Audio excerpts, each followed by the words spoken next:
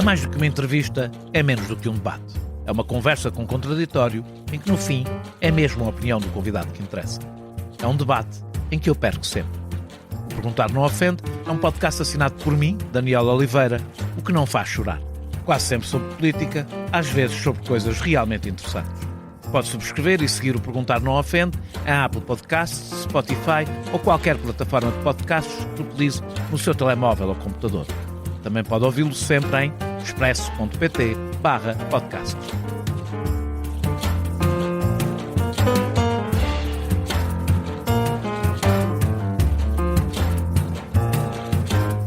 Os portugueses até podem suportar que se diga que os seus descobrimentos foram, em grande parte, uma história de crimes que deixou como grande legado a maior transferência populacional forçada intercontinental. Até podem suportar que insultem Vasco da Gama ou Cristiano Ronaldo. Haverá sempre alguns, mesmo que seja uma minoria, que acompanharão estas críticas. O que os portugueses não aceitam, e aqui o consenso aproxima-se da unanimidade, é que ponham em causa a sua gastronomia. Em julho de 2015, houve quem dissesse pior do que isso. Alguém se atreveu a escrever que a nossa cozinha era mesmo a pior do mundo. O conhecido crítico britânico de restaurantes, Giles Coren, escrevia no The Times: a maior ofensa que um português pode ouvir. Cito: a cozinha portuguesa é a pior do mundo. Ou, pelo menos, a pior de todas as nações quentes do mundo. Obviamente, a cozinha irlandesa poderá competir com ela, ou a polaca, mas na sua insipidez de chumbo, na sua insipidez hipersalgada, a comida de Portugal é, na melhor das hipóteses, o que a cozinha de Inglaterra seria se o país tivesse melhor clima. A reação dos leitores portugueses foi semelhante à de um tsunami de ódio, deixando insultos e até ameaças de morte. No Twitter, Coren até perguntou se havia algum dispositivo para silenciar naquela rede um país inteiro, tal a dimensão viral da indignação. Como destacaram colegas seus, o artigo não seria dos mais informados e a motivação de dar nas vistas terá contado para o estilo. Mas, estilo à parte, acabou por ser útil. Só dei pelo artigo 5 anos depois, quando o jornalista Ricardo Dias Fellner escreveu aqui no Expresso um texto com um título provocatório: e se a cozinha portuguesa não for campeã do mundo? De forma racional, desapaixonada e rigorosa, ajudava a desmontar alguns mitos sobre o que comemos. E, acima de tudo, sobre o que os estrangeiros acham do que comemos. Sim, é verdade, não adoram. A maioria acha que a nossa gastronomia é apenas moderada ou razoável. Poucos vêm a Portugal por causa dela. Muitos acham pouco variada, sem saborona, pouco atrativa. Ela está ausente de quase todos os rankings internacionais. Porque a vendemos mal. E provavelmente vendemos-la mal porque, com a boca cheia de orgulho, achamos que se chega a si mesma. Conheci o Ricardo Dias Fellner como jornalista político, reencontro-o tantos anos depois como um dos principais jornalistas gastronómicos em Portugal. É criador do blog O Homem que Comia Tudo, que virou livro, podcast e programa de televisão. Aconselho especialmente as suas crónicas em versão podcast. Pode devorá-las de uma vez ou ir depenicando. Por mim, este será o episódio que farei mais fora de pé. Adoro comer, e isso até é visível. Mas dentro de uma cozinha, atrapalho sempre quem não esteja a lavar a louça. Não sei que lugar ocupa num ranking da cozinha portuguesa, de que sou fã tão incondicional como qualquer português. Sei que, se dependesse da minha arte, estaria nos últimos lugares. Ainda assim, não me ocorre melhor conversa antes da consoada. Subscrever o Expresso é ter acesso à melhor informação, a uma vasta oferta de conteúdos exclusivos e à opinião de referência. Subscrever o Expresso é tornar-se membro do nosso clube, poder ser voz ativa de uma comunidade informada e beneficiar de vantagens exclusivas. Subscreva o Expresso em expresso.pt/digital. Expresso. Liberdade para pensar. Muito obrigado, Ricardo, por estares aqui num espaço que também é teu, onde tu fazes o teu podcast. Antes de começarmos a nossa conversa sobre bife com batatas, que é como tu terminas todos os teus podcasts a dizer que a comida não é só bife com batatas, mas bife com batatas também é bom. Maravilhoso. Como é que chegaste ao jornalismo gastronómico? Sim, quer dizer, o caminho é longo. Quando eu trabalhava no Público, conheci o David Lopes Ramos, que era o crítico do Público, que a da altura na redação estava muito perto de mim. E quando o David, quando lhe falhava o seu grande amigo e companhão de comezainas, José Quitério, crítico neste jornal, muitas vezes, ou algumas vezes, o David olhava para o miúdo e dizia: olha, queres vir? E eu comecei a ir a restaurantes com o David, assim. E ficou lá. E já cozinhavas? Já cozinhava, assim, já na faculdade já era eu que fazia a comida lá, né? Para a rapaziada, que ia ao supermercado, e gostava de fazer isso, portanto era uma coisa que me dava prazer. Mas estava muito longe de pensar que... Mas tu depois do público foste para a Time Out, não é? Não, depois fui para a Sábado. Para a Sábado, sim. E na Sábado, em 2012, foi quando comecei a escrever o blog, part-time, por prazer, das minhas aventuras culinárias. E depois foste para a Time Out? E depois para a Time Out, sim. E acabaste por profissionalizar nesta área. Sim, área. A coisa ficou um bocadinho mais séria e comecei a escrever sobre... E há mercado para isso, imagino, não é? Deve haver mais do que para a política. Eu acho que há, obviamente, porque nós comemos todos os dias, toda a gente come todos os dias, várias vezes por dia. É um assunto que tem muito assunto, não é? E diz muita coisa. A minha ideia é fazer disto jornalismo, que eu acho que também é possível, de comida, e não fazer... ou seja, não sei receitas, tu não fazes... Não sei só receituar e não sei só dizer bem... há um bocadinho esta ideia de que o jornalismo de lifestyle é uma coisa que vai sempre a favor de alguém, que é comprada, e eu acho que não tem que ser assim, não é? Eu nas reportagens que faço, nos artigos que escrevi nomeadamente aqui para o Expresso, a minha ideia a abordagem é a mesma do jornalismo de uma investigação, muitas vezes. Deixa-me dizer que a crónica que mais gostei tua foi sobre restos, porque é um assunto recorrente em qualquer casa. Acho que foi bastante o que fazer popular. Com os restos. Acho que foi bastante popular. E acontece que muitas vezes os restos dão as melhores comidas. Isso tem a ver com uma coisa... Não sei se conhece a expressão Redon Plus, quer dizer, Redon é no dia seguinte, Redon Plus é já 2 dias depois. Vai sendo. E às vezes 2 dias depois ainda é melhor, porque há aí processos de fermentação da comida nesse processo que são construções de sabor. E portanto muitas vezes eu digo, isto ainda ficou melhor do que no primeiro dia, não é? Acontece muito com a feijoada.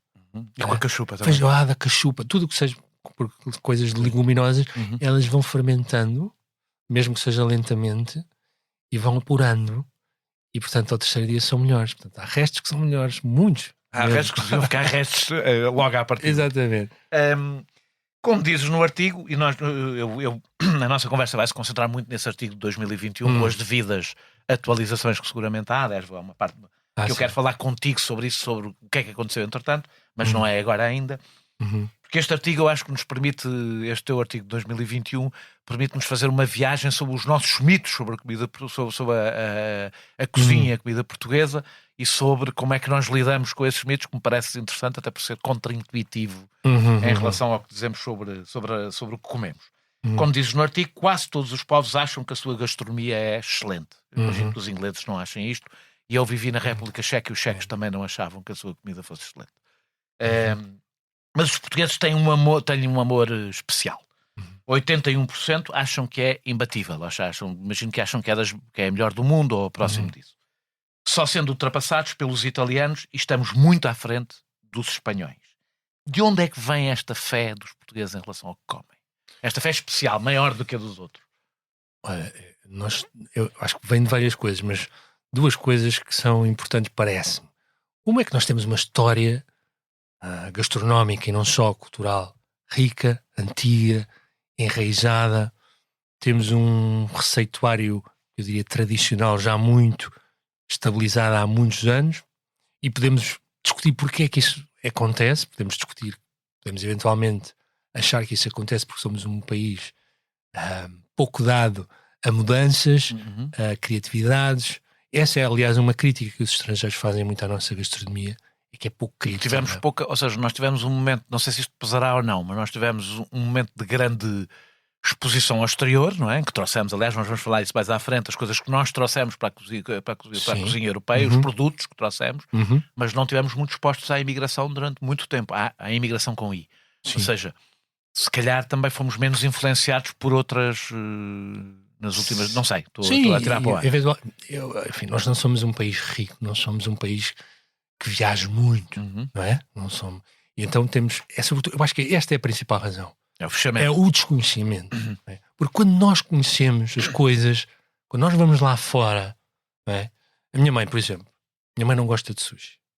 Eu não vou conseguir nunca É uma coisa geracional. Explicar-lhe que o sushi é uma coisa que geracional. a cozinha japonesa é genial, é excepcional, que ela está a perder uma coisa lindíssima, de não insistir um bocado, não querer ir conhecer um bocado, mesmo que o primeiro impacto com o peixe cru Não insistir, seja uma coisa difícil, não é?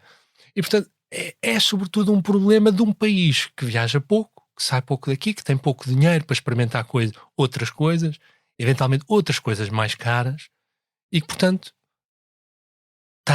nós temos de facto muito bom produto, ou seja, pelas nossas condições geográficas, pela costa que temos, pelo facto de termos frio e calor, montanha, nós temos uma variedade de ingredientes em muito pouco espaço, não é? Boa, e depois não temos um sistema agrícola intensivo, portanto temos ainda, ou seja, o nosso atraso é o nosso grande aliado Nós vamos falar disso, sobre a qualidade dos produtos. Em termos de produto, isso parece-me consensual. Mesmo entre os estrangeiros que criticam a nossa cozinha, há um consenso de que, mas o produto é bom.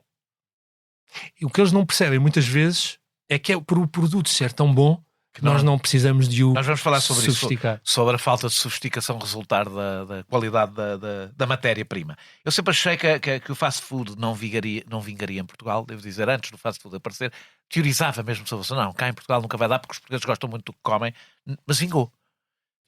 O fast food é uma receita. Sim. E assim como nós passámos a comer em restaurantes étnicos, coisa que eu achava que não ia acontecer. Os indianos, etc. Também é uma coisa muito das cidades, não é? Eu já me apercebi que agora que não vivo grande parte do tempo em Lisboa, que os restaurantes indianos não vingam, só lá estão indianos, os portugueses não vão lá. O nosso amor ao que comemos é assim tão forte como dizemos ser, de qualquer das formas. Por exemplo, com o sucesso que tiveram os fast food, não é também um mito o nosso amor ao que comemos? É um bocado, e os fast food demonstram isso. Mas tens que ver, os fast food, eu estou sempre a falar disto, porque isto é importante, é uma coisa nova que se fala muito pouco. O fast food é uma receita de sabor. Portanto, tu quando fazes um hambúrguer do McDonald's, tu estás a pensar cientificamente como é que eu vou pôr sabor dentro deste pão. E há uma receita para isto. Não é nutrientes, não é nada disso, é só sabor. E uma coisa em especial que se chama umami, okay? Que é o quinto sabor.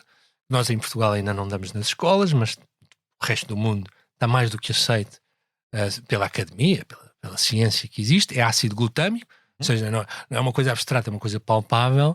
E portanto o que o fast food faz é ir buscar umami e pôr lá dentro. E faz o fast food e fazem os produtos ultraprocessados do supermercado. Muitas vezes sob um pozinho que se chama MSG, que é umami, é ácido glutâmico. E portanto eles vão buscar o bacon, tem muito umami, tem muito ácido glutâmico, às vezes vão buscar o tomate, às vezes vão buscar os cogumelos, às vezes vão buscar outras coisas e constroem sabor assim. E por isso é que tanta gente, não é, sabe que aquilo do ponto de vista nutricional não é genial. Às vezes com fome com que ficas pouco tempo depois. Mas aquilo é uma invenção que tem um bocadinho de doce. Todos nós gostamos de doce. É muito salgado, é muito intenso. Não é? E por isso todos os povos do mundo gostam daquilo. Por isso. Não é? A receita está lá. Doce, umami, texturas, estaladiços. E isso influencia o gosto das pessoas depois para o resto da comida ou não? Influencia porquê? Porque... Eu, olhando para os Estados Unidos, sente-se que sim. Claro que sim. Porque aprenderam a gostar de comida. Tu ficas só a querer coisas muito intensas, muito salgadas, muito doces, com muito umami. Não é? E tudo o que sejam subtilezas, depois vais comer uma coisa que não tem esse poder todo e achas que não sabe a nada. Não é? Porque o teu sabor também se educa e também se deseduca. É exatamente como a cultura, não é? Exatamente. E como o gosto da arte. Não é? Quando tu começas a comer coisas muito salgadas, tu achas sempre que está tudo em sons. Começas a reduzir o sal, não é? E dizes, eu agora quase não ponho sal. E está tudo bem. É um hábito. Percebes? É uma droga, não é? É uma droga. É isso. É uma droga. Quais são os países que estão no pelotão da frente dos rankings internacionais e o que é que explica o sucesso de uma gastronomia nacional? De uma determinada, por exemplo, os italianos que estão à frente em todos, não é? O que é que... Olha, como é que se explica? Eu acho que, por exemplo, os italianos, sobretudo as pizzas e as massas, parece-me evidente duas coisas.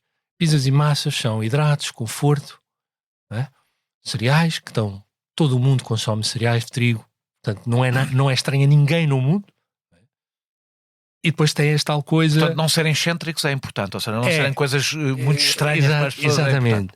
A outra coisa importante é isto que nós estávamos a falar. As pizzas têm tomate tem umami. Não é? Tem queijo parmesão, que é outra das coisas com mais umami que existem. Portanto, há uma série de elementos que faz com que gente em todo o mundo goste de comer aquilo a qualquer hora do dia, em qualquer circunstância. Quais são os países que estão em primeiro? Tens de memória? Os rankings são muito variados. E há aqui uma coisa que distorce alguns dos rankings que vão aparecendo, sobretudo na internet, que é nós na internet nunca sabemos bem o que é informação, o que é marketing e publicidade, porque os rankings são comprados também. Há países, os turismos dos países compram em alguns rankings posição. E tu não sabes bem quanto é que eles compram, não é? E há rankings credíveis ou não? Eu acho que temos que ir aos estudos, mas eles são variáveis. Mas sei lá, uma coisa que influi claramente nos rankings é a quantidade de restaurantes que existem no mundo desse país, não é? Sei lá, imagina, cozinha chinesa. Bem, claro. Todo o mundo. Então as pessoas estão muito habituadas àqueles sabores. Portanto, a coisa da estranheza memória. Desaparece, não é? Desaparece a estranheza. Embora, como tu sabes, a cozinha chinesa que se come no mundo inteiro... Não tem nada a ver com o que se come lá, não é? Eu nunca estive na China, mas já me disseram. A maioria não tem. Embora haja. Atenção, em Lisboa tu já tens restaurantes de cozinha chinesa autêntica. Eu sei um que vou, mas não tenho a certeza o Mr. Lu se é ou não. O Mr. Lu era. O Mr. Lu começou numa casa clandestina no Martim Muniz. Como começaram montes de restaurantes. Era genial. Eu já fui a vários clandestinos no Martim Muniz. Sim, são quase todos maus, atenção. Sim. Não vamos também aqui achar que por serem clandestinos são... Portanto, o Mr. Lu já foi um bom restaurante. Eu acho já não queria dizer mal aqui do Mr. Lu, com quem eu tenho uma ligação muito antiga e emocional. Lembro de o ver cozinhar com um cigarro na boca em sua casa, com o wok. Isso é uma boa razão para eu ir a um restaurante. Era genial aquela imagem. Já não faz isso, atenção, pessoas. Não, mas era autêntico. Eu já lá não vou há algum tempo, mas há outros, sobretudo da região de Wenzhou, que é uma região que tem muita imigração em Lisboa. Há 2 ou 3 restaurantes em Lisboa bastante autênticos e surpreendentes. E voltando aos rankings, por exemplo, a comida grega está muito presente ou não está? A comida grega está muito presente. Eu tenho que dizer que sou um grande fã da comida grega. Lá está, temos outra vez. É uma cozinha mediterrânica, sem grandes... Que é uma coisa que tu dizes, eu vou ir mais à frente, acho eu, tu dizes que é um equívoco sobre a nossa comida, porque nós temos a mania de vender a nossa comida como se fosse comida mediterrânica, apesar de ter traços de comida mediterrânica, é mais do que isso. É mais do que isso. Enquanto a comida grega é mesmo a típica comida mediterrânica. É uma das, sim. Embora também Norte de África, Médio Oriente, tens muita coisa excepcional do Mediterrâneo. Mas sim, por exemplo, há uma ligação à banha de porco muito mais antiga e mais vulgarizada do que ao azeite, até há umas décadas atrás. Que era muito o que se usava também. Exatamente. Mas... Nós não estamos no top 10, nem no top 30, na realidade, da maior parte dos rankings que tu viste, porque não somos conhecidos, é essa a questão? É porque quando nós dizemos nós nem sequer estamos no top 30, eu acho que a maior parte das pessoas ficam chocadas, não é? Sim, quer dizer, é difícil dizer que não estamos também, porque que rankings são estes, não é? Mas na verdade, de uma forma geral, eu diria que a maior parte das pessoas diriam que estamos no top 10 dos rankings quase todos e não estamos. Nem no top 30, nem no top 30 está ainda a maior parte. Muitas vezes, sim, em muitos rankings não estamos nem sequer no top 30. E é porque não somos conhecidos? Também é porque não somos conhecidos, e há uma outra razão que eu noto quando vou a restaurantes em Lisboa que estão cheios de estrangeiros e não estão lá portugueses, é que nós temos uma cozinha um bocadinho desadaptada às mudanças da sociedade. Por exemplo, nós não temos uma cozinha com muito poucos vegetais, não é? E ainda estamos cheios de hidratos.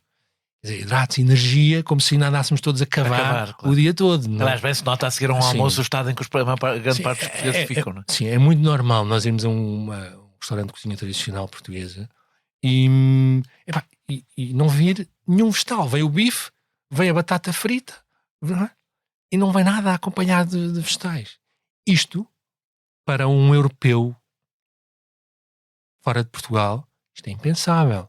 Isto é uma coisa esquisita. Para nós não é esquisito. Podemos dizer, não tem um feijão verde e tal, mas não achamos esquisito. Para um francês, para um sueco, para um alemão... Vir um bife com batatas fritas e arroz há de ser estranho, não?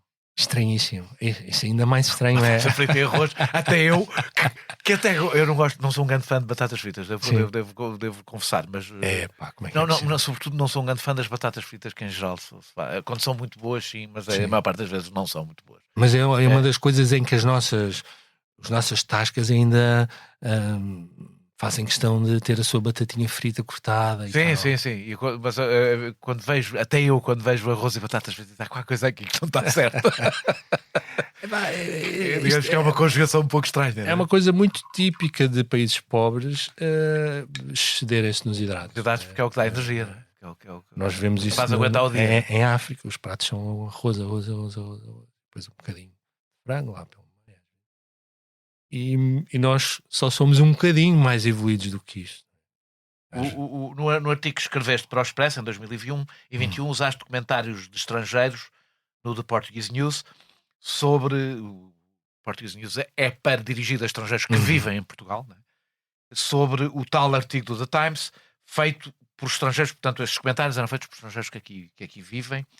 A internet e que pareciam ser bastante críticos em relação à nossa comida. Não estamos a falar de turistas acabados de aterrar, estamos a falar de pessoas que vivem cá. No entanto, quando eu digo isto, quando se fala com pessoas, os estrangeiros dizem todos que a nossa comida é maravilhosa. A minha pergunta é se a internet é o melhor barómetro do que os comentários diretos dos estrangeiros. Ou seja, se achas que os portugueses querem ser enganados e eles nos enganam quando falam da nossa comida. Acho que sim. Acho que não nos enganam, acho que eles estão a ser educados. São simpáticos. E na verdade a resposta é sim. Eu acho que a internet, os fóruns da internet, onde tu beneficias de algum anonimato, de alguma liberdade, são mais interessantes para perceber a verdade, neste caso. Sobretudo o gosto, não é? O gosto. Uma coisa que não é do que o teu amigo. Do que o teu amigo tu não vais dizer bem a vossa comida, por favor. Sim, e essa, aliás, é uma das razões pelas quais eu acho que a gente andou. E eu estou entre essas pessoas. Eu também. Que até há pouco tempo achava mesmo. Que... Eu até ler o teu artigo. Estava absolutamente convencido que uma das razões porque vinham a Portugal é porque a nossa comida era maravilhosa. E descobri que pronto. Mas atenção, eu não concordo com o crítico do Times disso. Atenção. Aliás, ele mudou de opinião entretanto. E já escreveu um outro artigo a dizer que estava enganado. Foi a um restaurante português em Londres. O que dá a entender pelo que ele escreve no artigo é que ele conhecia mal os restaurantes portugueses. Ou seja, que é outra coisa que acontece. As portas de Santo Antão, provavelmente. Exatamente, que é outra coisa que acontece muito com estes estrangeiros que não gostam da cozinha portuguesa e que não vão aos sítios certos. É preciso. Mas isso também, se calhar, temos alguma responsabilidade e já lá vamos. A partir do artigo do Gilles Corran, fizeste uma pesquisa junto dos jornalistas gastrónomos internacionais, leste inquéritos e comentários na net e concluíste que, descontando o estilo, Conan está longe de estar sozinho, não é só naquela opinião. Portanto, é falso que os estrangeiros, isto pode-se dizer que é falso que os estrangeiros gostem, estamos a falar de médias, não é? Gostem da nossa comida.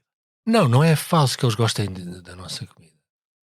As pessoas têm níveis de conhecimento diferentes sobre a nossa comida. Mas é que é esse o impacto. Não é? Eu posso dizer, eu na Grécia fui ao correspondente, em Atenas, fui ao correspondente às portas de Santo Antão e fiquei espantado, fui a muitos outros sítios. Sim. Fiquei espantado que mesmo no correspondente às portas de Santo Antão de Atenas gostei da comida. Pois, isso se calhar é uma coisa que se pode dizer. Uma ação imediata àquela, mesmo na versão má é melhor. É melhor. Eu acho que isso acontece. Não acho que seja melhor que a portuguesa, não é isso? Mas é boa. Sim, mesmo para um estrangeiro como eu, que chega ali, mesmo na versão má, eu gostei. Atenção, por exemplo, Espanha é talvez o país mais influente do mundo em termos de gastronomia ou, se quiseres, alta cozinha, hoje em dia. E, no entanto, continua a ter debates com pessoas instruídas sobre a cozinha espanhola difíceis, porque as pessoas vão à Espanha e dizem: epá, só como porcaria, o pão não presta, vem lá mal disposto, é só fritos.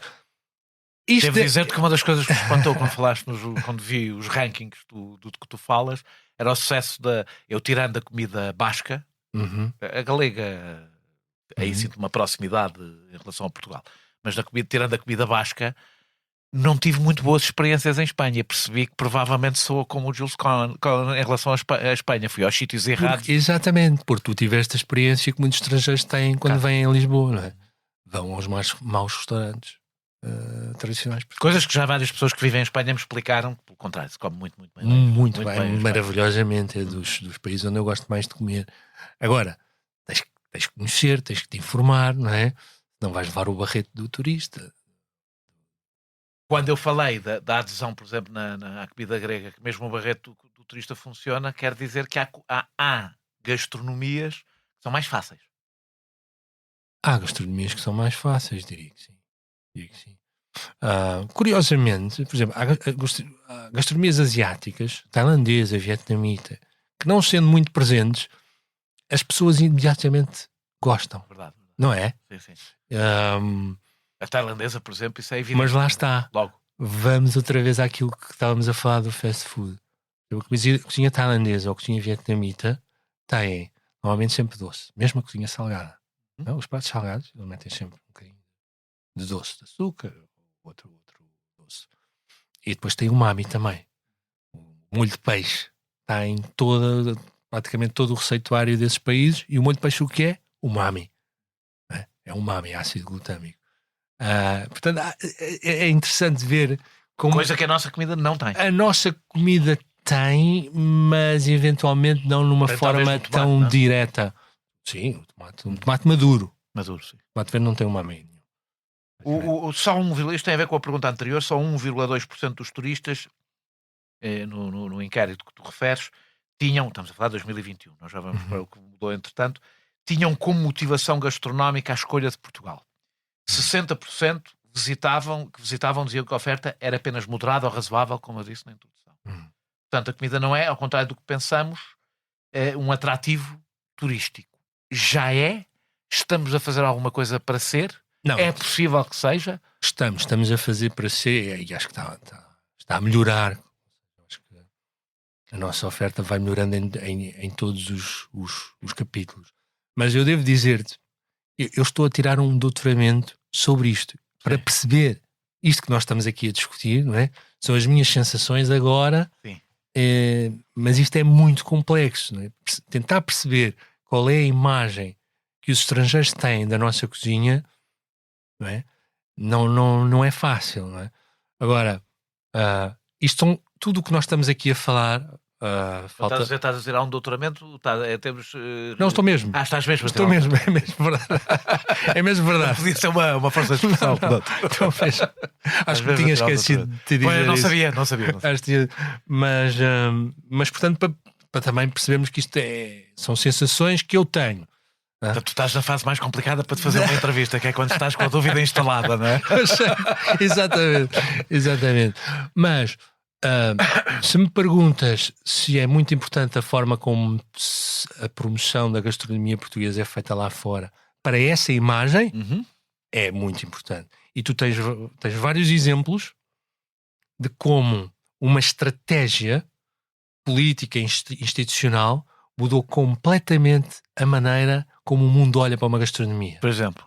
O mais flagrante deles todos é a cozinha da Dinamarca. Qual é a tua ideia sobre a cozinha da Dinamarca? Nenhuma, e tive um mês na Dinamarca. Mas má? Não, boa. Nenhuma. Não me deixou qualquer memória. Ok. Também era jovem e pobre, portanto provavelmente não me deixou grande memória. Se calhar não fui a bons sítios. Mas não me deixou, não tenho... É estranho de facto agora falar, tive um mês na Dinamarca e não tenho memória guardada. Mas eu há bocado dizia que a cozinha espanhola era a mais influente provavelmente no mundo. E a outra mais influente é a da Dinamarca, provavelmente hoje em dia mais influente do que a espanhola, na alta cozinha. E porquê? E isso aconteceu porque há uns anos atrás, mais de 2 décadas talvez, mas por aí, houve um grupo de personalidades apoiadas por uma universidade e por investimentos públicos que decidiram estudar o que era a essência da cozinha nórdica e a partir daí criar um movimento internacional que promovesse, com base nos produtos autóctonos e no seu receituário, essa cozinha no mundo. A nórdica ou a dinamarquesa? A nórdica. Porque a islandesa, por exemplo, aí posso testemunhar. A minha experiência foi má. Sim. A comida islandesa... Aliás, o prato que eles têm mais famoso, como saberás, é uma coisa que não comem, não é? Mas tu sabes que nós também temos. Também temos o peixe podre? Temos. Caneja, na Ericeira. É uma coisa... E é bom? Pronto. Salta em frente. Não. É porque as coisas não são simples. A primeira vez que eu comi caneja, vou-te dizer, foi a coisa mais difícil que eu comi na vida, e olha que eu já comi coisas estranhas. Eu vou dizer do meu lado, eu gosto de experimentar comida difícil. Sim. E tentar ver se chego lá. Mesmo muito difícil, mesmo do ponto de vista físico, quando tu comes esse tubarão podre, a tua boca fica de uma forma estranhíssima. Tu deixas de conseguir sentir o álcool do vinho, por exemplo. Estás a acompanhar com o vinho, é como se estivesse a acompanhar com sumo de uva, não é? A segunda vez que eu provei caneja, isto hoje em dia só é cozinhado em tertúlias ali da Ericeira, eu já achei que havia ali um encanto qualquer naquele peixe que ficava meio lascado, e já achei a intensidade menor, e eventualmente a intensidade estava mesmo menor porque o peixe estava menos curado, digamos assim. E à terceira vez já gostei um bocadinho, e acho que à quarta vez já vou gostar. Eu acho que isto por acaso é importante dizer sobre a comida, porque eu acho que a comida é cultura, evidentemente, e é muito semelhante à abordagem a produtos culturais, que é ou tu te obrigas a ultrapassar a tua resistência para conseguir sofisticar o teu gosto, ou vais gostar sempre de coisas básicas, não é? De coisas, exato, não usaria a palavra sofisticar. Eu estou a utilizar o termo sofisticar, não é do ponto de vista elitista, é de sofisticação, de complexidade, de coisas que não são nhani, por assim dizer. Olha, eu tenho amigos que têm 50 anos e não comem grão. Isto é uma coisa que me faz E a razão pela qual eles não comem grão... Continuas amigo deles, é porque eu teria dificuldade. É porque grão é das coisas mais maravilhosas. É maravilhoso. E eu tenho uma pena disto quando as pessoas me dizem isto, assim, tu não comes grão porque o teu pai ou a tua mãe não te obrigou a comer grão até aos 18 anos. Sim. Uma vez, aquela coisa de não gostas, comes menos. Não gostas, comes um esforço. Eu só não gostava de uma coisa na vida, comer como tudo, só não gostava de comer uma coisa que hoje é das coisas que mais gosto, que é esparregado. Adoro. E exatamente tinha uma resistência, e como era a única coisa... comer um bom esparregado. É muito difícil. Quando é mau é muito chato. Lá está, estás a ver? Quando nós falamos de cozinha vegetariana, esparregado é dos poucos pratos que nós temos assim vegetariano, de uma grande simplicidade. E não só temos poucos... Não é muito bonito de ver para um estrangeiro. Não é bonito. Como aliás, muita da comida portuguesa, já vamos falar sobre isso também. Castanho. Muita da comida portuguesa parece vomitado ou coisas parecidas. Sim. Mas não só é difícil tu encontrares um esparregado, como é ainda mais difícil encontrares um esparregado que não seja com os espinafres congelados, não é? E estou a falar em sítios onde pagas 35 euros por um bife. Não é. Eu compreendo que os estrangeiros não gostem disso. Quais são, então vamos falar, agora quero que falas de uma forma um bocado genérica, depois nós vamos aos pormenores, porque é dos pormenores que eu quero falar, mas quais são as fragilidades da comida portuguesa para os estrangeiros? Genericamente, esquece que estás a fazer um doutoramento, podes mudar de opinião no fim do teu doutoramento, mas genericamente, depois vamos aos pormenores, quais são as fragilidades, as resistências que provocam a comida portuguesa? Eu diria que a maior é a falta de diversidade. Eu ouvi uma entrevista de um belga, um alto quadro. Por um belga a falar de comida também. De uma multinacional. Não, mas era engraçado o que ele dizia. A cozinha portuguesa, perguntaram sobre a cozinha portuguesa, e eu disse, a cozinha portuguesa, tem este problema, é que a gente vai a Bragança e dão-nos peixe grelhado com feijão verde e batatas. Vai ao Algarve e dão-nos robalo com grelos e batatas. São bons, mas é sempre a mesma coisa. E para os portugueses está bem assim, é assim que eles querem. Isto é uma caricatura, obviamente. Mas esta é uma crítica que eu ouço muito, que é pouca diversidade dos pratos. Tu vais a ver assim, nós não temos muitos molhos portugueses. Chamés, coisas desse género, beurre blanc. Não. Porquê? Porque éramos pobres e era por isso. Essa pode ser uma das razões. A outra, ter mais ingredientes, não é? A outra das razões é que os nossos ingredientes são tão bons, que não precisamos disfarçar com nada. Que não precisamos disfarçar com nada. Eu não sou um grande fã, em geral, de pôr... Basta uma grande... Agora, tu só consegues levar um estrangeiro a concordar contigo nisto se os ingredientes forem mesmo muito bons. E os ingredientes hoje em dia já não são sempre bons. Aliás, muito raramente são bons. E portanto, tu dizes que comes pescada cozida e que gostas de pescada cozida a um estrangeiro, pode parecer uma coisa esquisitíssima. Claro. Não é? Porque, peixe cozido? Vocês comem isto? E assim, sim, porque as nossas batatas são muito boas. O nosso azeite é o nosso molho. Os nossos molhos é este azeite incrível que nós temos aqui. Eu agora vou ser mesmo nacionalista e não há melhor continuar a não haver melhor molho que o azeite, na minha opinião. Pois, percebe? O problema é que também os nossos azeites às vezes já não são tão bons assim. Não é? E portanto, esse é um cuidado que temos que ter. Não quer dizer que isto é uma matriz. Cozinha simples, com bons ingredientes, sem mexer muito. Mas os ingredientes têm que ser bons. Então vou a isso. Eu ia falar de outra coisa, mas vou falar disso. Os estrangeiros dizem que a comida portuguesa não tem graça, não tem sabor.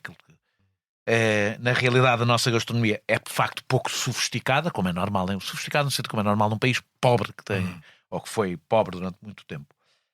E depende da qualidade dos produtos. Como estás a dizer, isso para mim é evidente, muito evidente no peixe. Não há nada. O peixe grelhado, nem sequer estou a falar do cozido. Nós comemos peixe grelhado, pelo menos da forma como eu gosto de comer peixe. É a coisa mais básica do mundo. Grelha, põe sal. E se tiveres um pedaço de porco preto, de porco de raça alentejana, como deve ser, também não precisas, não é? Ou seja, é produto e fácil de... Depois de aprenderes a técnica, não tem nada que saber. Até eu consigo grelhar carne e grelhar peixe. Batatinha cozido, brócolis, está feito. Azeite e eu nem sequer ponho azeite no peixe, só ponho nos acompanhamentos. Portanto, a nossa riqueza está de facto nos produtos, no que é artesanal. Tu sobre a gastronomia, já lá vamos, a gastronomia alentejana, falaste sobre isso. E é isso que foge ao radar dos estrangeiros? É sítios onde a qualidade dos produtos seja boa? Não são assim tantos, há vários, mas para quem não vai informado e vai assim com onde é que eu vou comer agora, não é fácil. É quase impossível, não é? Apanhar... É difícil, é mesmo difícil. E nem tem a ver com ser restaurantes de topo ou restaurantes básicos, não é? Sim, não necessariamente, embora por regra restaurantes mais caros têm melhor. Vais ter peixe melhor. Aliás, é muito difícil peixe fresco de mar bom, tirando sítios onde tens bom carapau, boa sardinha, ou seja, cavalas, que são peixes ótimos. Cavalo é um peixe maravilhoso que os portugueses desprezam completamente. Já não tanto. Olha, era um peixe que achavam que nem sequer era para comer. Mas olha, sabes que isso é eu gosto, por exemplo, muito mais de cavala do que de sardinha ou do que de... Eu vou-te dizer... Ou do que de atum. Mas, primeiro, um bom exemplo de uma política pública que pôs um peixe nos menus. Foi que há uns anos pagaram a chefes para fazer receituário com cavalo, porque há muita cavalo. Mas pagaram quem? O turismo? O Estado? O Estado, sim. E deu frutos. Hoje em dia há, de facto, muita gente a cozinhar cavalo, e ainda bem. E devo dizer que dos últimos peixes que não está propriamente em extensão, ao contrário, por exemplo, da sardinha. Não está. Não, é o mais abundante. É o mais abundante. Portanto, devíamos mesmo comê-lo, não é? Devíamos comer. E, aliás, é dos mais ricos em ômega 3, que é uma coisa que nos faz muito bem. Portanto, devemos comer cavala. Devemos saber comer cavala, que não é nada fácil. O peixe grelhado... Explica lá que eu gosto de cavalo. Que quem eu mais me emocionei nos últimos anos a comer foi uma cavala que eu comi num restaurante que, se não me engano, chama-se Taberna dos Arcos, em Sagres. Que é um restaurante super simples, com aquelas vitrines cheias de peixe. E eu estava para escolher o peixe. Havia uns robalos de mar lindo. O peixe era tudo lindíssimo. Estava lá. Mas o senhor às tantas diz: olha, vai comer uma cavala que veio hoje. Está gorda e tem que estar gorda. Ou seja, cavalas têm que ser gordas. E como é que se vê? Aqui no cachaço. Parte de trás da cabeça. Se for aquele cachaço a jogador de rugby, é uma boa cavala. E convém ter algum tamanho, porque é um peixe com alguma espinha, portanto, convém ter algum tamanho. depois tu tens que grelhar muito pouco, porque é um peixe que seca muito. Não é? Então, se tu souberes grelhar com um lume baixinho e no ponto, e eventualmente escalar, que é um tema polémico, não é? Há muita gente diz escalar o peixe. Eu ia te perguntar, há uma polémica sobre escalar ou não escalar o peixe? Eu posso entrar, eu sou a favor de escalar. Pró-escalar. Na maioria dos casos, sim. Sim. Porque quando tu abres o peixe, tu tens mais superfície queimadinha, tostadinha. E isso é outra coisa que faz sabor, que são as reações de Maillard, que é uma transformação da proteína em açúcares complexos, não interessa agora para aqui, e que dá muito sabor. Por isso é que as pessoas gostam do bife tostadinho, não gostam do bife assim branquinho, não é? É a mesma razão pela qual gostam do peixe assim bem tostadinho e tal. E quanto mais superfície tiveres, mais reações. Sobre os produtos, a globalização dos produtos alimentares, ou seja, há uma mudança geral. É engraçado porque uma das coisas engraçadas de falar de comida é que conseguimos falar basicamente de tudo quando falamos de comida, porque claro, é uma coisa básica da nossa vida. E a globalização da produção dos bens alimentares que levou, levou restaurantes alentejanos a servirem porco polaco, a fazermos gazpachos com tomates das estufas da Múrcia. Estou a citar uma crónica tua.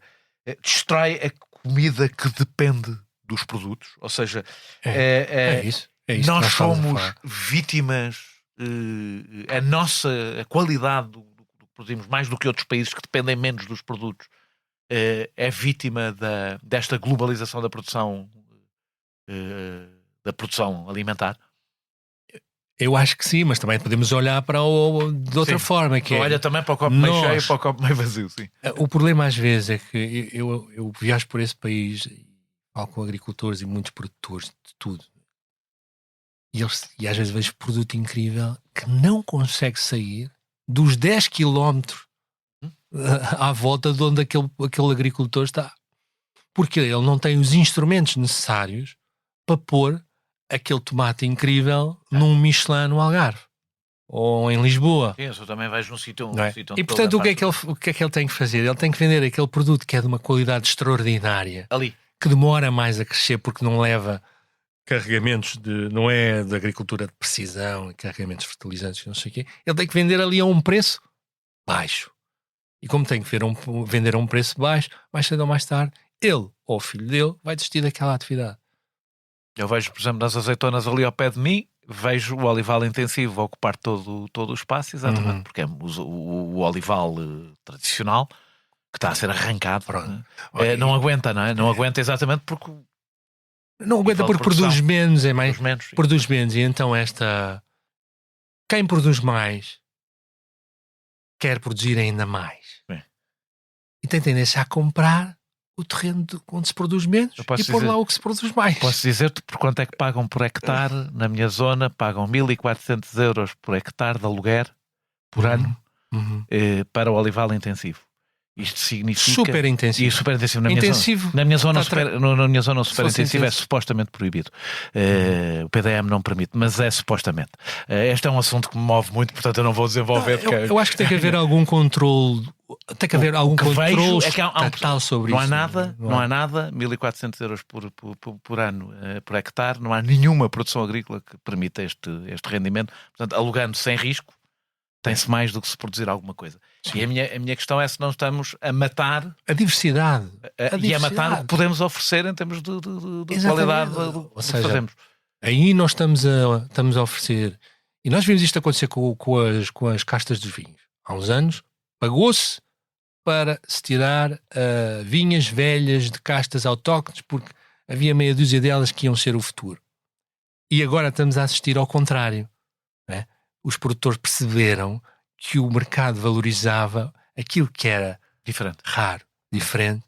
Então as vinhas velhas valorizaram imenso e está-se a plantar castas antigas. E bem. E as outras ficam por vender, não? Basicamente. Pois as ostras são vendidas muito baratas. Não é? E eu acho que um dia vai acontecer isto com o azeite. Espero que não seja tarde demais e que algumas destas variedades... Olhando para o Alentejo não estou muito bem a ver como é que se recua, já se fez. Há coisas que não voltam atrás. E algumas destas variedades podem mesmo desaparecer. Tu tens uma crónica, de facto, sobre a comida alentejana, que me tocou mais, pronto, Porque a comida alentejana é talvez a caricatura no sentido de tudo, caricatura, o excesso de tudo isto que estamos a oferecer. É uma comida mais pobre ainda do que as outras comidas, porque para o Alentejo era a zona mais pobre do país, era ainda, é a zona mais pobre do país, e que depende ainda mais dos produtos e dos poucos, não é? Ou seja, a variedade é menor, em geral, e depende totalmente dos produtos. Isso, ou seja... Mas é curioso, porque essa pobreza de meios... Eu adoro comida. Eu acho que fez com que se tornassem mais criativos, às vezes. Criativos, claro, não é? Porque havia menos a fazer milagres com alho e pão, não é? Exatamente. E fizeram, caramba, isso fizeram. Mas estás a sentir essa degradação na comida alentejana? Estou e tenho pena. É o que tu dizes. Eu às vezes vou a restaurantes que são postos bastiões da cozinha alentejana e fico triste, porque percebo que aquilo começa a ser uma fraude. As pessoas têm, a maior parte das pessoas tem esta ideia que entram num restaurante alentejano e aquilo já está ganho, porque é alentejano, não é? Porque a comida alentejana tem uma identidade própria maior do que as comidas dos outros. Sim, porque carne de porco com coentros e alho é bom, sim. Não é? Agora, se a carne for má, se os coentros forem maus e os alhos forem maus, 3 coisas que acontecem frequentemente em restaurantes alentejanos, ela vai ser só medíocre. Lamento. Para mim. Porque sem produto não sobra muita coisa. Não sobra nada. Aquela carne de porco vai ser enjoativa porque aquela gordura é uma gordura de rações manhosas, de produções muito intensivas. E a experiência para mim está logo estragada. Fica enjoado com aquilo. Okay? E estes consensos às vezes levam a que este tipo, para mim, de erros se prolonguem durante décadas. E é quase proibido dizer-se mal da cozinha alentejana. Aliás, a sua hegemonia em Portugal, para mim, nunca fez sentido. Eu adoro-a, mas nunca fez sentido. E, por exemplo, porquê, então? Porquê é que realmente a cozinha alentejana... Será porque também as pessoas de Lisboa vão mais facilmente ao Alentejo e são as pessoas de Lisboa que normalmente são os opinion makers dessas coisas? Não sei. Agora, cozinha algarvia é genial. Maravilhosa, desconhecemos-la. É de um equilíbrio, de uma frescura. Essa sim, provavelmente foi bastante destruída pelo ou seja, sem dúvida. Turismo e a coisa fácil e... Sem dúvida que sim. Sem dúvida que sim, mas temos que a descobrir, não é? Temos que a valorizar porque ela é interessante também. No entanto, a globalização de produtos foi um dos nossos principais contributos para a gastronomia. Já falei de passagem sobre isso. Com os espanhóis somos responsáveis por grandes revoluções alimentares. Eu não costumo falar aqui aos novos mundos ao mundo, mas as coisas são contraditórias, como são sempre estas coisas. Trouxemos com eles a pimenta e a noz moscada, o tomate, a batata, o feijão, os pimentos, não é coisa pouca, não é? Ou seja, quando pensam em várias dessas coisas que atravessas a Europa toda a comê-las. Nós sabemos contar a história do que comemos aos estrangeiros. Sabemos contar isto aos estrangeiros? Não sabemos. A coisa mais bem feita na internet sobre o papel dos portugueses na comunicação de produtos pelo mundo é de um estrangeiro. Se não me engano, ele é de Hong Kong, que fez um vídeo no YouTube genial sobre o que é que os portugueses levaram e trouxeram. Aqui é os portugueses e espanhóis, não é? Os portugueses e espanhóis, mais ou menos as mesmas coisas, não? Sim, mais ou menos as mesmas coisas, é verdade. Um youtuber estrangeiro, de Hong Kong, acho eu. Portanto, nós temos muito pouco conhecimento e às vezes muito pouco amor próprio sobre algumas coisas que fizemos bem, ou bem ou mal, que fizemos. Sim. Não há livros sobre isto, há pouco conhecimento, ou então há, mas estão fechados nas academias ou nas câmaras municipais. Tu não imaginas a quantidade de livros de gastronomia regional que existem, interessantíssimos, neste país. De edições de câmaras municipais. De edições de câmaras municipais que ninguém, nem eu. Às vezes ouço falar. Há pouca literatura de referência nestas coisas. Completamente. Uma pobreza. Como em todas as áreas, não é? Mas na gastronomia a mesma coisa. É uma vergonha. Provavelmente não temos livros de referência sobre o receituário português. Em inglês não temos. Porque é importante, não é? Eu por exemplo, quando quero saber... Até para habituar os outros à nossa comida, é preciso que os outros também comecem a usá-la, não é? Sim. Eu dou sempre este exemplo que é: tu queres saber sobre a cozinha da Geórgia? E queres comprar livros sobre a cozinha da Geórgia em inglês. E tu vais à Amazon, tens 5 livros extraordinários, cuidados, com um papel ótimo, de editoras grandes americanas normalmente. E de Portugal, tens 2 para aí, se tiveres. Porquê? Pois não sei. Não sei. Então, eu não imagino, não sei se a Geórgia faz investimento público É provavelmente possível que sim. É possível que sim. O nosso amor ao bacalhau é uma coisa especialmente estranha, é uma coisa que é aquela conversa que os portugueses têm muitas vezes com os estrangeiros. Há assim umas conversas típicas, explicar o que é a saudade, aquelas quando estás ao lado de um restaurante e o estrangeiro faz conversa contigo, tu tens de dizer umas generalidades sobre o país, quase sempre falsas. E o nosso amor ao bacalhau é uma das coisas difíceis de explicar.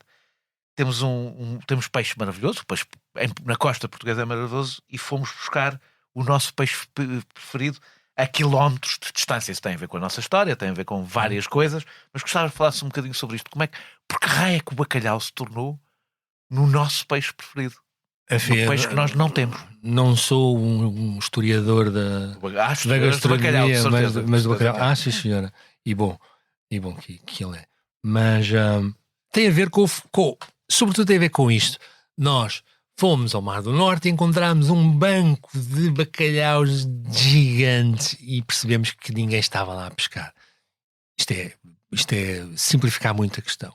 E percebemos que, indo para lá, trazíamos sempre os barcos carregados e era fácil. E salgamos o peixe, por isso, porque vem de longe, não é? Exatamente. Depois precisávamos estes homens estavam 3 meses no mar e o bacalhau tinha que lá ficar 3 meses. A única maneira de conservar era com sal. E, portanto, deduzo que depois tivessem começado a comer este bacalhau com sal e começaram a gostar. Portanto, o nosso gosto pelo bacalhau mostra só uma coisa, é que uma das coisas que mais contribui para o gosto é a nossa memória e o nosso hábito. Os estrangeiros normalmente não gostam de bacalhau, lamento.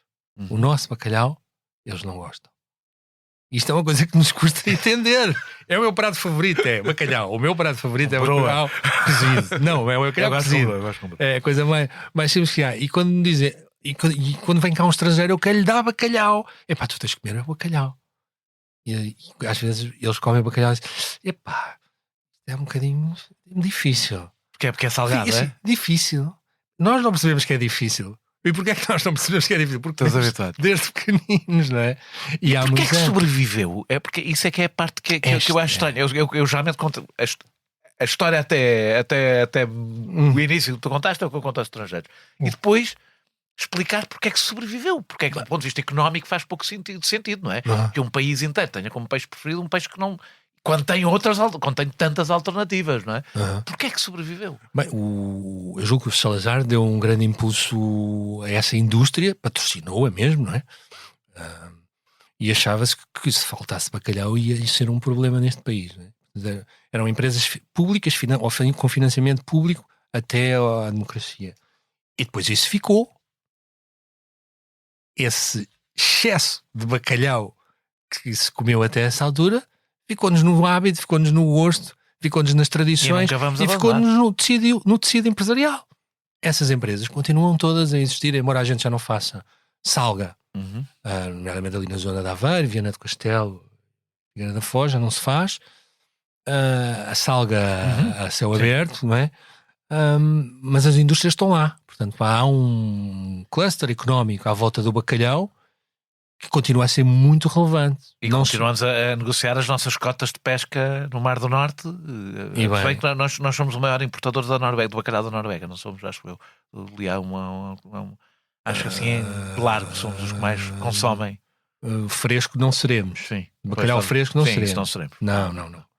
O mundo come imenso bacalhau fresco. É, muito. Agora, bacalhau salgado, seco, sim, somos campeões do mundo. Não é hipótese. David Leite, escritor gastronómico de origem portuguesa, imagino eu que ele é de origem portuguesa, pelo nome, premiado nos Estados Unidos, diz que o calcanhar daqueles da culinária portuguesa é a sobremesa. É tudo ovos, leite e às vezes caramelo. Sobretudo muitos ovos.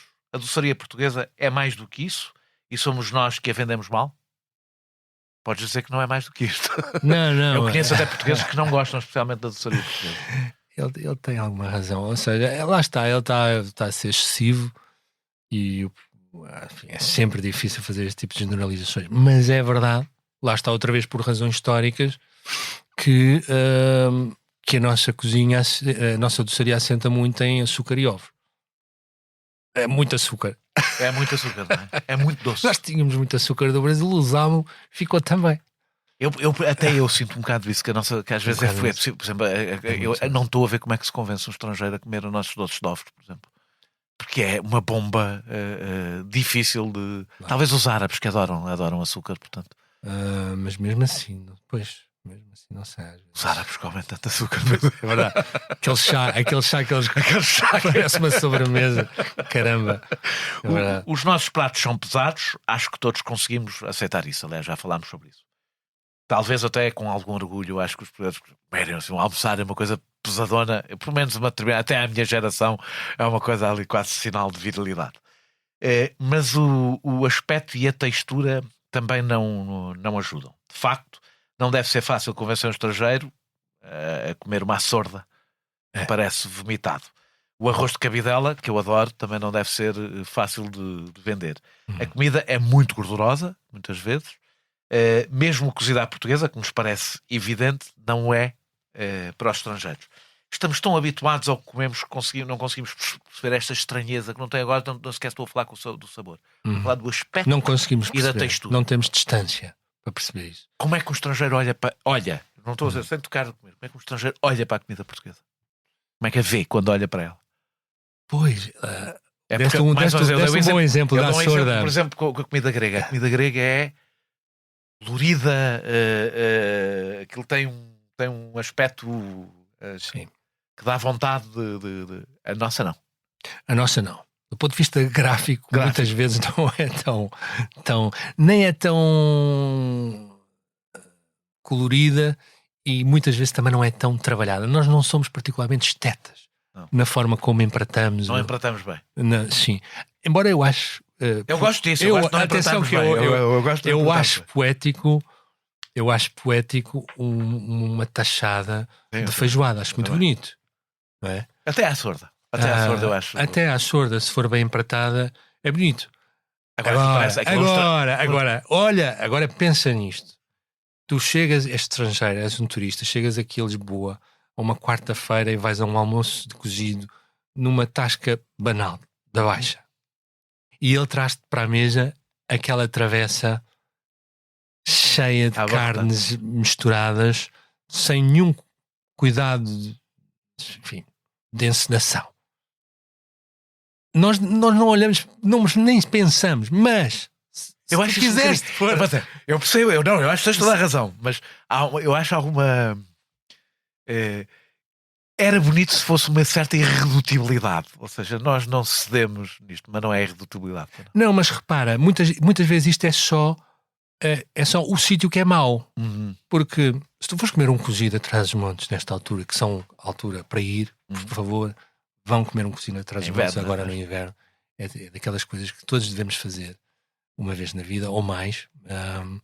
Mas o cozido que eu como em trás dos montes, nos sítios bons, eles vêm arrumados. E são sítios populares. Não é? São garagens às vezes. Estás a comer e tens os bois ao lado. Mas as pessoas trazem aquilo arrumado, com cuidado. Mas algumas das carnes são muito trazem difíceis. As carnes quentes. Mas algumas das carnes devem ser difíceis para os estrangeiros. Aquelas mais gordurosas, mais... Certo. Certo. Pronto, não podemos gostar todos do mesmo. É? Mas eu estou a dizer do aspecto, nem sequer estou a falar de comer. Adoro as patas, Agora aquilo tem que ser bem salgado de véspera ou mais, com cuidado, não é? Porque senão também não tem sabor. Estamos a falar de uma coisa que não leva a nada. Se não tiver um mínimo. Quando eu estava a preparar esta entrevista, eu estava a falar desta entrevista com um amigo, e um amigo levantou-me uma questão que eu não tinha pensado, não acompanho muito, que é a influência do Instagram na comida. Ou seja, como os restaurantes, como ir a um restaurante passou a ser uma experiência, não é? E não propriamente uma experiência. O Instagram, as redes sociais trouxeram uma coisa, que é uma sobrevalorização da imagem que vê, e uma subvalorização completa do resto, não é? Do paladar, É verdade, e tens um ponto aí. E isso não está a influenciar, sobretudo as coisas dirigidas a estrangeiros, ou seja, há coisas que são para ter uma experiência visual. Não é? Diria que sim. Diria completamente que sim. Eu não sou um esteta. Também não. Eu sou, mas não com a comida. Eu não sou um esteta com a comida. E tens toda a razão. E pode estar. Agora, a questão é, por exemplo, a comunidade de expatriados em Lisboa, Sim. que é enorme. Expatriados, para quem não sabe, são os imigrantes com dinheiro. Não é? E que trabalham cá. Alguns nem trabalham. A dizer que há uma diferença dos imigrantes e os expatriados é que custam dinheiro e outros não. Exatamente.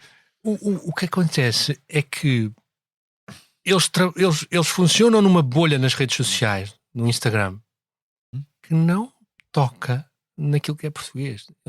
Os restaurantes portugueses não lhes passam pelo feed, os pratos portugueses não lhes passam pelo feed. E, portanto, muitos deles nem sequer conhecem o que é que a gente aqui come. E não querem conhecer.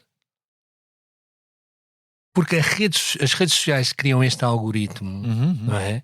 Eu estou sempre a dizer que tu vives em Portugal, mas as tuas relações sociais, que se fazem essencialmente na internet, são fora de Portugal. Na realidade é assim, quando tu vives no estrangeiro, eu vivi 1 ano, tu tendes a não te dar com as pessoas do país. Por uma razão, tu estás de passagem, as outras pessoas estão lá definitivamente. Eu lembro, eu vivia em Praga e os meus amigos eram alemães, eram italianos, eram estrangeiros. Não eram portugueses, mas eram estrangeiros, porque os nacionais têm uma certa dificuldade em dar-se com pessoas que sabem. Claro. Nem precisa de haver xenofobia. Sabem de passagem. Sim. Que é um investimento de curto prazo, enquanto quem está de passagem não tem essa questão. Agora, a verdade eu costumo utilizar esta expressão, que nós jogávamos que a internet nos ia abrir uma janela para o mundo e afinal abriu uma janela para o saguão. Que é, nós vemos aquilo, a comunidade, o que está perto. Aqui no Instagram junta-se uma coisa que é isto, que nós também vemos no turismo, que é, se uma coisa der uma boa fotografia, a experiência é toda essa. Eu acho que isso é uma questão de uma geração em que isso é, em que a visão tomou conta, esse sentido tomou conta de todos os outros, esmagou todos os outros. Que é e o Instagram que é aquele que não consegues comunicar a ninguém, não é? E o Instagram é a rede social por excelência da gastronomia. E é particularmente visual. E eu tenho uma regra para mim próprio no meu Instagram, que é: eu não publico um prato que não seja bom. Só porque é lindo. Há muitos, acredito. Há muitos pratos lindos que não valem nada. Que não valem nada, acredito. Já vi muitos. E somos muito enganados por isso. Eu sou muitas vezes enganado por isso. Vou a um restaurante porque vi umas coisas na internet. E, embora, pronto, hoje em dia também já vou sabendo das manhas, mas isso acontece muito. Uma das queixas dos estrangeiros, já falámos, aliás, tu já passaste por isso, eu disse que iríamos falar mais à frente, que me espantou, devo dizer, nunca tinha pensado nisso, e é mesmo não ter pensado, é a falta de vegetais da nossa comida. Não tinha, pelo contrário, eu achava que nós tínhamos imensos vegetais na comida, que é aquela ideia de que somos comida mediterrânica, portanto pensares que tem. Uma das especialistas que entrevistaste diz que o mais interessante é o esparregado, que é uma coisa que não é uma coisa propriamente muito sofisticada. O termos poucos vegetais deve-se a quê? Nós produzimos. A verdade não é, isso não é bem verdade, mas nós temos bastantes vegetais, mas sobretudo eu diria que são receituário de leguminosas que entram sempre com um chouricinho, não é? Imaginas a sopa de feijão. É outra das coisas que tu dizes no teu texto, era a minha pergunta assim, portanto ponho-a já, que os nossos vegetais estão na sopa. É isso, ou seja, nós usamos os nossos vegetais... Que é até a melhor forma de comer vegetais, se não estou enganado. Não, do ponto de vista de saúde, não é? Não, eu diria que não. Não, porque no processo... Estou fora de pé. no processo de cozimento, algumas coisas vão-se perdendo, não é? Portanto, se puderes comer tudo cru, vais ter os nutrientes mais nutrientes eventualmente, de uma forma mais potente. E essa é que é a questão. Eu quando eles dizem que falta-nos cozinha de vegetais, isto é completamente verdade. Tu vais ao livro... E os estrangeiros não comem muita sopa. Mas faltam pratos de vegetais fora sopa. Não é um hábito. Isso é uma das coisas que eu percebi em todos os países em que tive. Que eu sou um sopeiro, adoro comer sopa. E é sempre um desconsolo para mim. E vens lá com saudades, não é? Com saudades da sopa. Uma sopinha, pá. Como é que estes tipos vivem sem comer sopa? Muitos deles não têm as sábios, agora há outros que têm. Mas há também um problema, que não é fácil encontrar boas sopas que se não sejam aldrabadas hoje em dia. Aqui então em Lisboa, ou metem água a mais, ou metem féculas, ou metem legumes congelados. É tramado encontrar uma boa sopa. As pessoas comem as sopas em casa, boas, não é? Aliás, isto está tudo sintetizado nesta coisa que é. O que é a sopa? Nós desvalorizamos tanto a sopa que quando nos restaurantes dizem é de legumes. Mas que legumes, caramba. Não interessa. Legumes é óbvio. É uma coisa qualquer com vegetais lá dentro. Pronto. Estava a fazer perguntas parvas. E há uma das coisas que está a acontecer, vê lá se é um preconceito meu. Eu sou um bocado preconceituoso nestes temas. Vivo indignado pela rúcula ter substituído a alface. Peço desculpa, se calhar estou completamente enganado, mas eu sou... Não, isso não tem nada a ver com assim. A mim, eu indigna-me esta tomada de poder da rúcula contra a alface. Mas acho que está a andar para trás a rúcula. Pois, eu espero que sim. E a substituição da sopa, aquela sopa de entulho, pelos cremes. Nós não comíamos cremes, ou é a impressão minha? É mais fácil fazer cremes do que uma boa sopa de entulho. Porque uma boa sopa de entulho obriga-te a mais tempos na confecção da sopa. É por isso? Eu acho que sim. E porque é mais fácil, se calhar, é mais fácil. Comer, não ir para é mais fácil também. Fazer o creme, metes, cozes tudo e... É que a sensação que nos tornamos todos bebés, passamos todos a comer. É verdade, não, é verdade. Não, tens toda a razão. Eu também tenho... eu adoro uma sopa de couves e feijão. Também eu. Adoro. Acho que eu acabei de almoçar e acho que vou almoçar outra vez. Sim, mas lá está, tens que ter bom feijão, deves ter bom feijão e não ser só de lata, não é? Sim. Ou não ser de lata. Não ser de lata. Sim. Ponto. E depois deves ter bom azeite, não é? Bom azeite cru. Passa, provavelmente, em poucos restaurantes passam para a cabeça usar bom azeite na sopa, não é? Só fine dinings. Só. No livro The Signature Dishes That Matters, editado pela Phaidon, com os pratos de assinatura mais importantes dos últimos 300 anos, Espanha estão lá umas dezenas de receitas, Portugal não tem nenhuma, Espanha está no topo dos rankings e nós não. Tem 250 estrelas Michelin e nós 35. Estou a pegar em dados teus de 2021, já devem estar desatualizados. Espanha, que tem a gastronomia mais próxima da nossa, é uma marca gastronómica fortíssima. Nós já falámos sobre isto quando falámos sobre a Dinamarca. Não é? Por exemplo, da Dinamarca. Se conseguisses sintetizar um pouco melhor, porque falámos disto no ar, o que é que nós fazemos? O que é que nós não fazemos, na realidade? É o nosso marketing? É a Espanha que nos ofusca? Nós vivemos sempre com esta sombra espanhola, não é? Que faz com que a maior parte dos turistas sabem que Portugal é um país diferente, mas que provavelmente misturam, não é? Também. Os dois. Não conseguimos construir uma identidade para o exterior. Nós, na realidade, nós não temos, tirando o pastel de nata, que parece ter sido um caso, toda a gente gozou com o Ministro da Economia. Eu próprio devo confessar que gozei com o Ministro da Economia. É um caso incrível. Porque a frase era completamente gozável, pronto, evidentemente, mas ele tinha razão. Sim. Ele tinha razão. Estou a falar do Ministro da Economia do Passos Coelho. O que é que fizemos no pastel de nata que não conseguimos fazer no resto? Bem, ou não fizemos nada no pastel de nata? Não sei se fizemos grande coisa. O não? pastel de nata fez. É um tesourinho. Mas porquê? Porque é bom. Está bem, mas nós temos aqui várias coisas que falarmos que são boas. É bom, é fácil de fazer, é fácil de exportar. É o Álvaro Santos Pereira, não estava a lembrar do nome do Ministro da Economia. Exatamente. É bom, é fácil de exportar e pode-se fazer em qualquer parte do mundo, basicamente. E sabe bem. E tem texturas, tem crocante, tem untuosidade, tem doce. É um grande prato. É uma coisa gulosa e percebe-se. É mesmo um caso de sucesso. Gigante, absolutamente gigante. E das coisas que eu no meu doutoramento já investiguei e alguns resultados interessantes, um deles é este. Quando tu procuras na internet, fazes uma busca por Portuguese food, a foto que mais te aparece é uma foto de banco de imagem de uma mesa de comida espanhola. Sim. Eu fui à origem da foto e percebi que aquela foto era de uma mesa de comida espanhola que é usada em sites onde se fala os 10 melhores pratos da cozinha portuguesa ou características da cozinha portuguesa, normalmente em inglês, não é? Ou seja, mas é usada uma foto de uma mesa espanhola. Isto mostra duas coisas.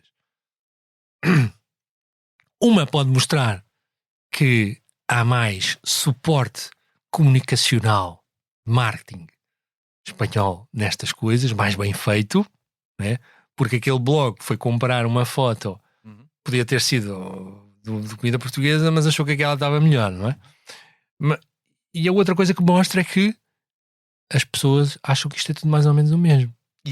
E na verdade, se há a cozinha mais próxima da nossa, lamento informar aos mais patrioteiros, é a espanhola.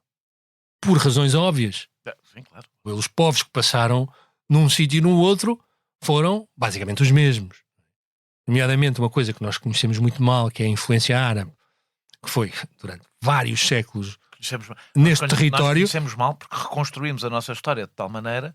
É de umas coisas que mais me impressiona. Não, é como nós inacreditável. ignoramos talvez uma das influências mais fortes que temos na nossa cultura, que é a cultura árabe. Completamente. Ignoramos, desprezamos. Totalmente. Queremos mesmo negá-la.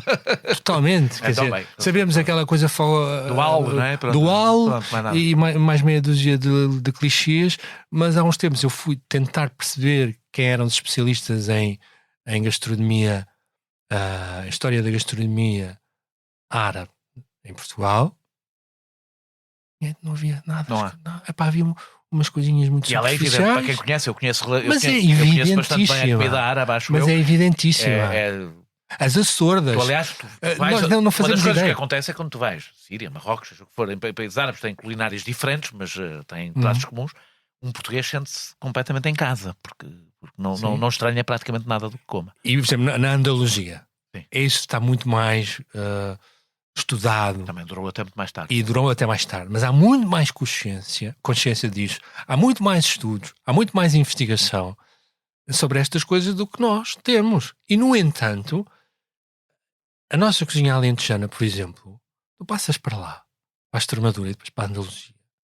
Uma data de coisas que são iguais. Muito parecidas. As sordas.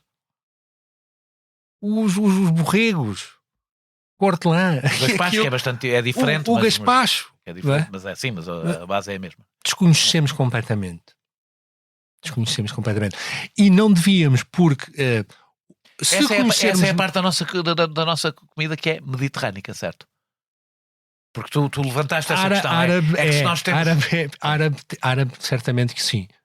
Mas temos muitas influências e isso também é o que faz da nossa gastronomia uma coisa muito interessante. Agora, porque tu dizes que no teu artigo dizes que um dos erros do Giles Cornan é exatamente tratar a nossa cozinha como se fosse mediterrânica. Que ele é vítima desse erro. Sim, eu diria que sim. Ou seja, estás a meter aí no meio muitas coisas, não é? Por exemplo, eu estava a dizer disto de Espanha. É bom que nós saibamos que temos um ramo comum, que é para depois podermos apostar naquilo que é diverso, eventualmente, do ponto de vista promocional lá fora, não é? E não fazemos. Não fazemos muito. Eu julgo que durante muito tempo fizemos um erro, que foi a nossa política de promoção da cozinha portuguesa passava por enviar chefes lá fora. Ia fazer uma feirinha a Nova Iorque e ia lá um chefe fazer umas coisinhas e tal.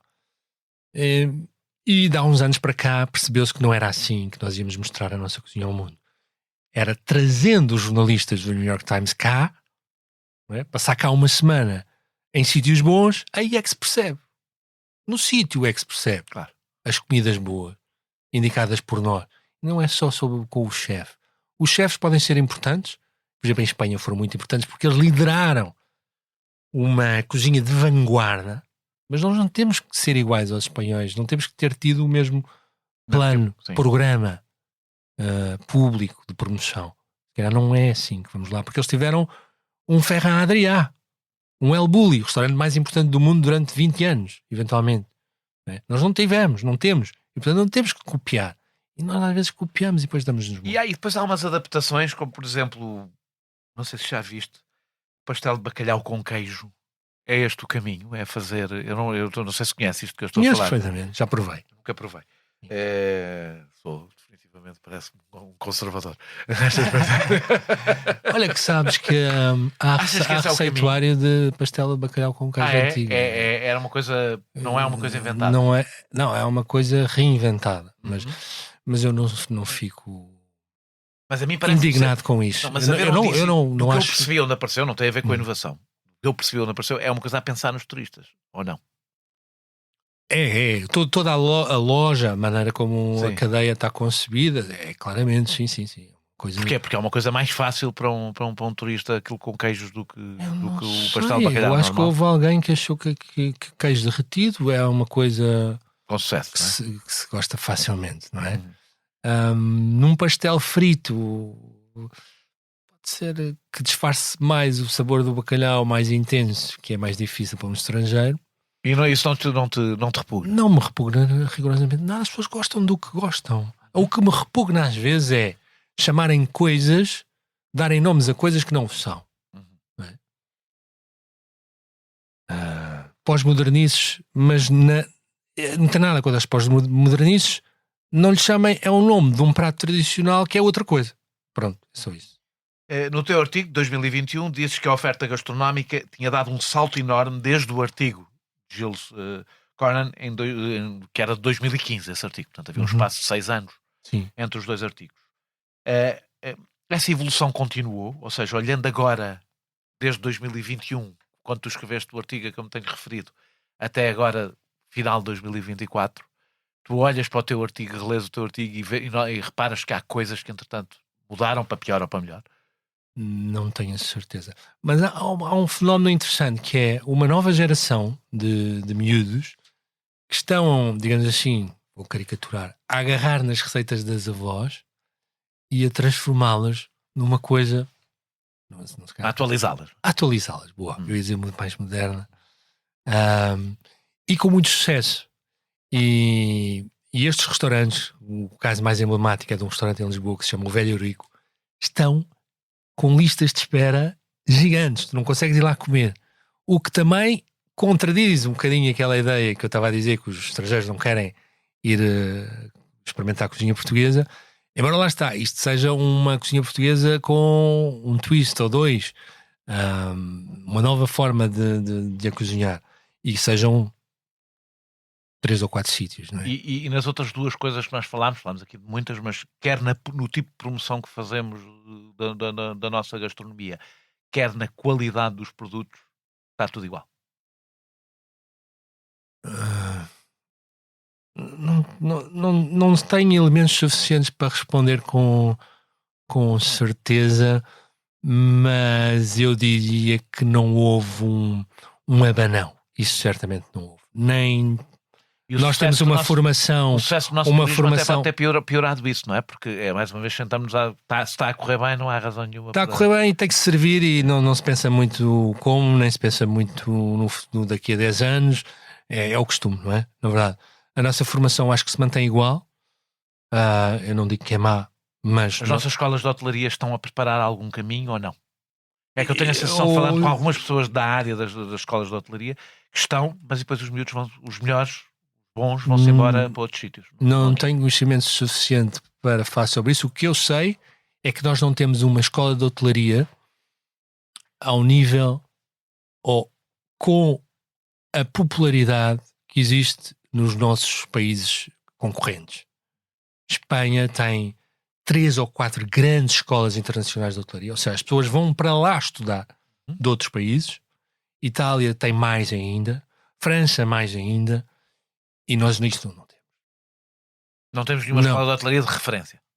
Europeia e internacional, não temos. E tínhamos razões para ter, tendo em conta o peso que o turismo tem em Portugal, não é? Completamente. Ou seja, é daqueles projetos que vão nascer, porque toda a gente percebe que, precisamente por isso que tu disseste, que é num país com o turismo que tem, não é? Com o investimento que faz nesta área, não fazer isto, não ter uma coisa de referência que seja topo do mundo, é um erro. Vai ter, eventualmente, mas já devia ter tido. Dizes que o exagero do artigo de Giles Coren, dizes naquele artigo de 2021, é útil para nos questionarmos. E, aliás, foi isso que estivemos aqui a fazer hoje. Achas que a nossa falta de humildade, temos alguma falta de humildade para ouvir os outros? Faz sentido ouvir os outros numa coisa tão identitária? Esta é a dificuldade que eu tenho, aliás, nesta conversa. Pois é. A gastronomia é uma coisa tão identitária. Faz sentido nós querermos saber se os outros gostam do que nós comemos ou não? Pois é, tu tens razão nisso, que nós estamos aqui a dizer, falta-nos isto, falta-nos aquilo, falta-nos aquilo. Mas, cara, se nós fizermos tudo o que nos falta, vamos ser iguais aos outros. E, portanto, é sempre este equilíbrio difícil entre evoluir um bocadinho, mas não perder a identidade. Manter a identidade. Fazer isto é difícil. Alguns destes novos cozinheiros estão a conseguir fazê-lo, e, portanto, é possível, não é? Fazer uma cozinha de sabores portugueses, de identidade portuguesa, mas nova, adaptada, sem perder a identidade. É possível, não é? Já percebemos que é possível. Mas realmente não levarmos este debate a um extremo tão grande que transformamos o que comemos num produto para exportação. Exatamente, logo fiquemos iguais aos outros. Muito obrigado, Ricardo, por esta hora e 20 que tivemos a conversar. Não esqueçam que um bife com batatas, comer não é, como é que é? Comer não é só um bife com batatas, não é? Mas bife com batatas feitas é muito bom. Mas bife com batatas feitas é muito bom. Nós regressamos para o ano com outro convidado ou convidada. Este episódio teve a produção e edição de João Martins, música de Mário Lajinha, grafismo de Tiago Pereira Santos a partir de ilustração de Vera Tavares.